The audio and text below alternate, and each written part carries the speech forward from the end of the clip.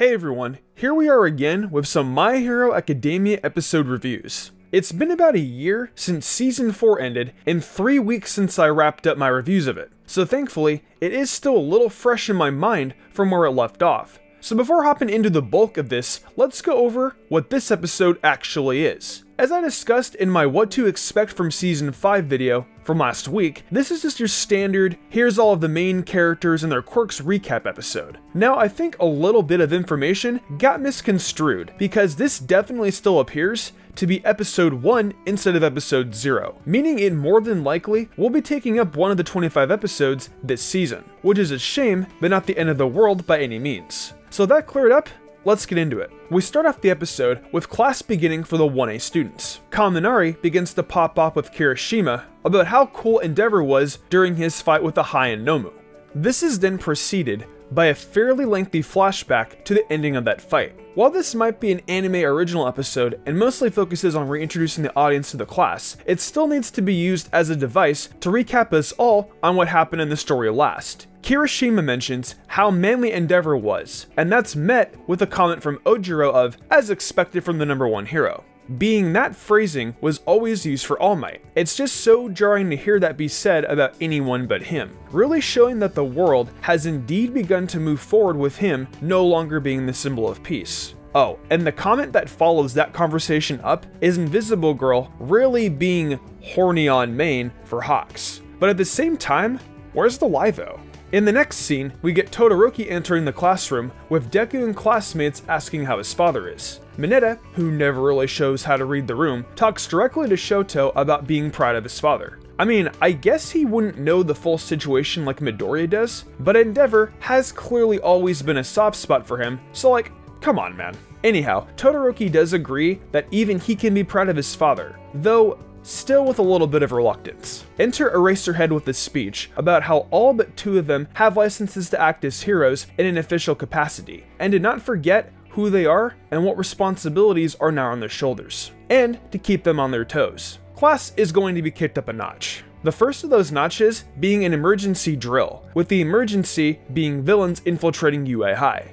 As the fledgling heroes begin to suit up, we get our seasonal lecture from Deku on what quirks, the duty of heroes, and how he's enrolled in one of the most prestigious hero courses. Nothing that we're not used to, aside from the fact that All Might's back has been replaced by Endeavor's, which definitely hit different. Sure, Ojiro talking about him being the new #1 makes sense, but replacing All Might with a #1 during that sequence was surprising to say the least. As Deku continues the monologue, we see 1A heading out to the battlefield. And cue the new opening.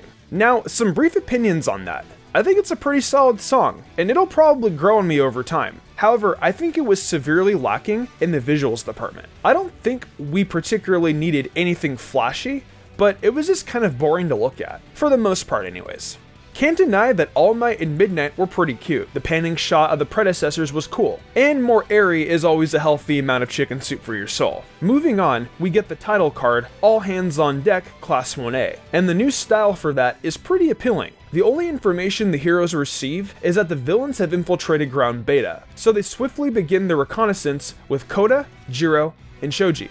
Using their quirks, Koda asks the birds to look for places that have taken damage. Jiro listens for where the devastation is taking place, while Shoji uses a disgusting amount of eyeballs to get a visual on the situation and confirm what Jiro hears. As to not waste time, Yaoyorozu creates a cart for Ida, now donning the name Ingenium, to escort a team to put out fires caused by the destruction from the villains. A bird informs Koda of a person being swept away by a river, so Sue and Mineta join in the form of a rescue squad. As the rest of 1A heads out to look for the villains in one direction, the Kaminari, Kirishima, and Bakugo squad we were given in Season 3 makes another appearance and heads off on their own. Cutting back to the fire and rescue squads, Todoroki effortlessly puts out the fire while Froppy locates the person being swept away. And it is none other than everyone's favorite goofball, Lemillion. Now, this scene is funny just because of his comedic timing and the way he delivers his lines, but it's also kind of ridiculous how the 2 teams are having a whole conversation as a guy is floating away in the background.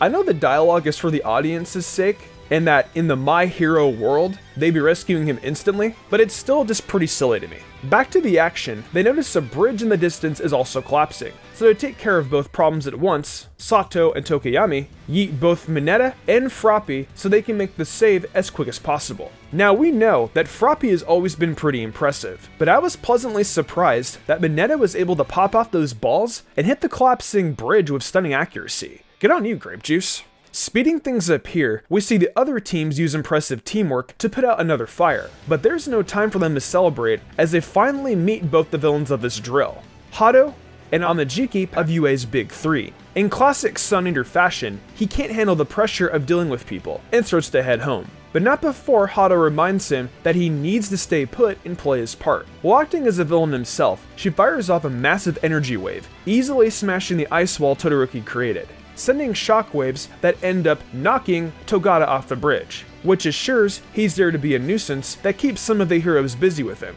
Cutting back to Deku, he asks the villains what they want. Amajiki passionately responds with wanting to go home. However, he explains that in addition to not wanting Hado to get mad at him, that he's doing it for Mirio, who wanted him to do whatever he could to help Class 1A become proper heroes as soon as possible. And with that, they resume taking on the faux villains. During the brawl, Deku goes to fire off a smash at Sun Eater, but holds back and instead asks them to surrender. His upperclassman then gives him some great advice, being that not following through can prove to be fatal, before landing a nice kick of his own. Suddenly, Red Riot is reunited with his Fatgum colleague via Bakugo blasting him forward, from the hood of the car that Kaminari is driving. You know, at first I thought this episode was a little boring, but now I can properly recognize it as one of the best episodes of the series. Yeah, seeing him with the battery wires in his mouth to run the car is just so stupid and yet so compelling. Bakugo then stills the show and ensures the hero's victory, but not before sending off a completely unnecessary blast that ends up with him needing to be taken to the faculty lounge. Cue the newest ending. Oh yeah, this is that good stuff. The Peggies do an absolutely phenomenal job with this ending right here, and while there's no real motion with the characters, the visual style is really fun, and seeing all the 1A kids in the normal clothes is a real treat. And the post-credits, we're greeted with some actual new canon content of Endeavor recovering in the hospital. It flashes back to the defeat of the high-end Nomu.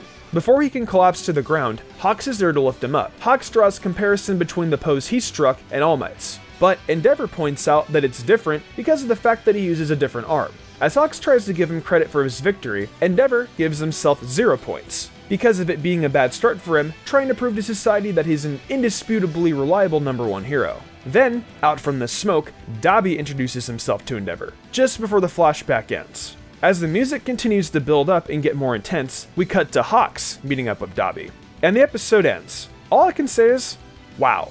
With the preview, we can see that we're clearly going to get more details on what happened after the Nomu fight, and more of this behind the scenes interaction with Hawks and Dabi. But man, now my head is spinning.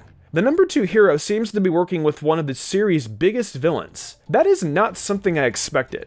I really liked Hawks, and definitely didn't take him for a traitor. But I guess I'll just have to wait and see what the story is here. Anyhow, that's gonna do it for this episode. Honestly, while it wasn't great overall, and was worse in comparison to Season 4's recap episode, but while mostly a boring story was kind of expected with an episode like this, I did really appreciate some scenes though. So there's that at the very least. But next week, it looks like we're just going to be jumping right back into the nitty-gritty. And I honestly can't wait. So tell me, what do y'all think of this episode? Definitely be sure to let me know in the comments below. And I hope to see you all next week as I continue my reviews for Season 5.